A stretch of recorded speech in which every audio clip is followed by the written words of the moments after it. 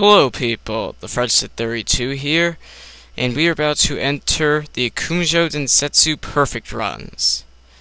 No, I'm not trying to copy Row Mithril, but I'm just trying to see how well I can do in the Castlevania series, mainly this, because this is a little easier than the first game, trust me it is.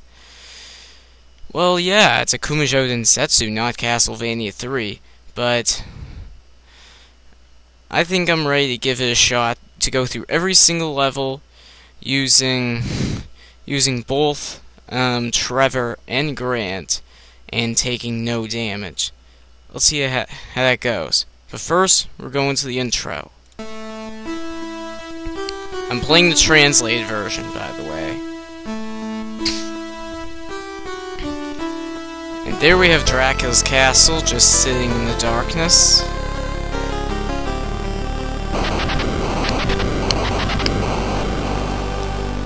Akumajo Densetsu, 1989. During 15th century Europe, there lived a person named Dracula. He practiced sorcery in order to create a bad world filled with evil.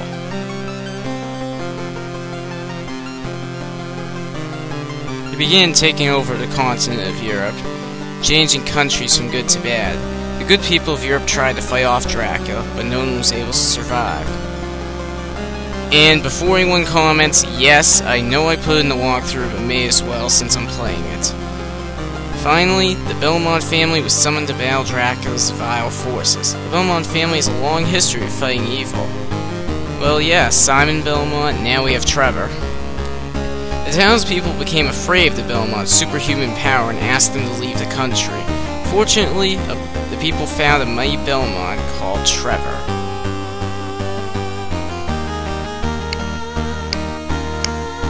I like the music, by the way. The curse of Dracula has begun. The fate of Europe lies with Trevor. Oh yeah, Dracula's curse.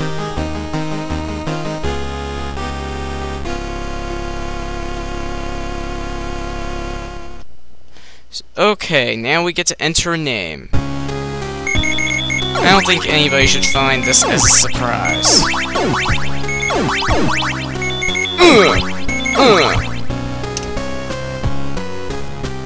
Make a prayer, Trevor.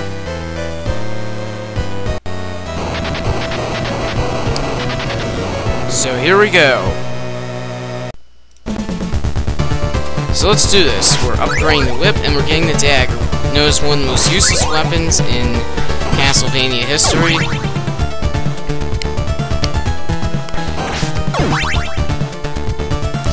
Who wants to waste time going down the stairs? You could just jump down. Seriously.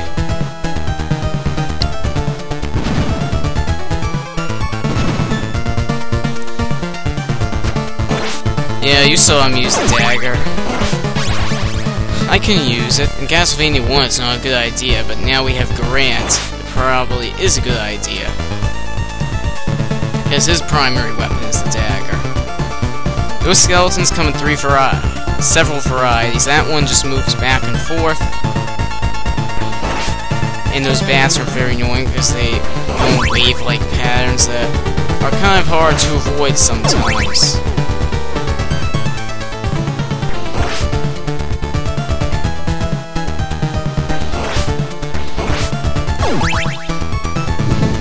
And now, getting your holy water, make sure to jump twice before entering that part. Anybody who's seen my walkthrough of this game knows why to do so. Now, if you move to the left right there, you have no choice but to get hit. So move to the right as soon as you possibly can, otherwise it costs you a hit. And without the holy water, that jump is next to impossible to dodge without getting hit. Now here we have the introduction of the Medusa heads. Their wave patterns are much more dangerous, but in the first stage they're not that bad.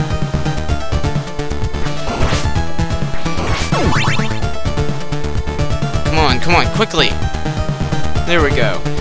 And if you're on the right side of the screen, if you're on the left side, the opposite. the opposite if you're on the left side. At least I think, anyway.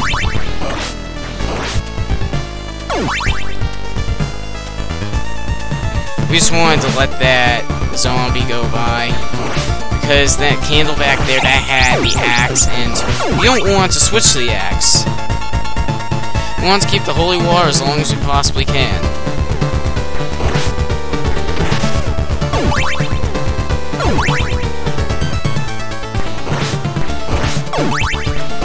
Now, there we have hunchbacks.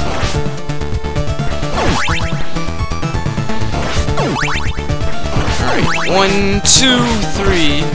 1, 2, 3, 4. Wow, that was close.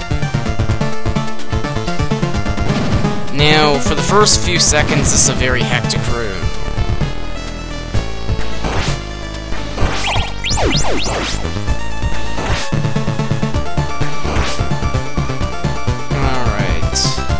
Just bats and zombies.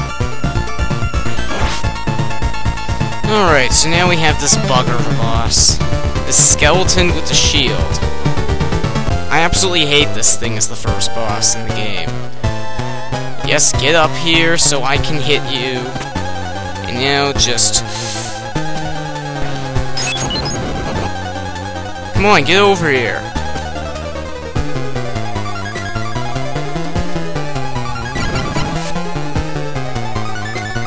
That's basically the only way I found to hit this guy at all, is to do that.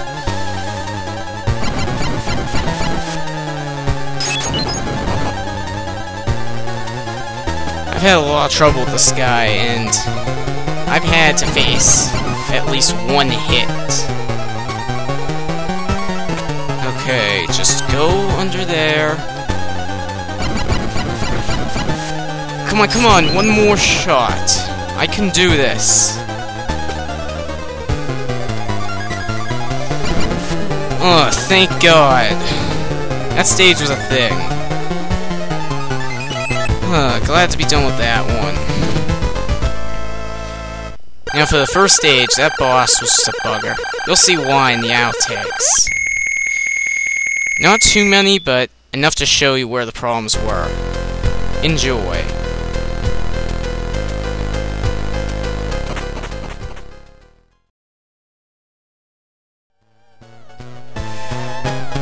Jump up.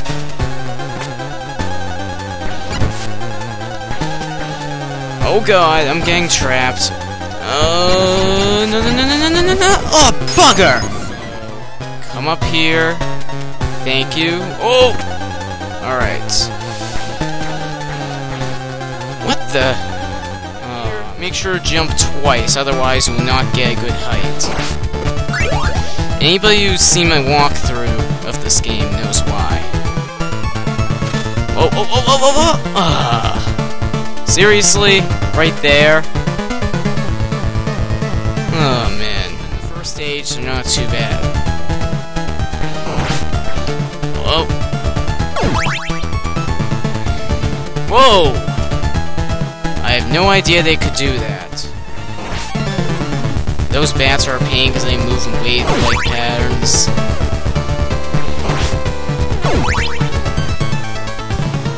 Now, let's just screw up like that.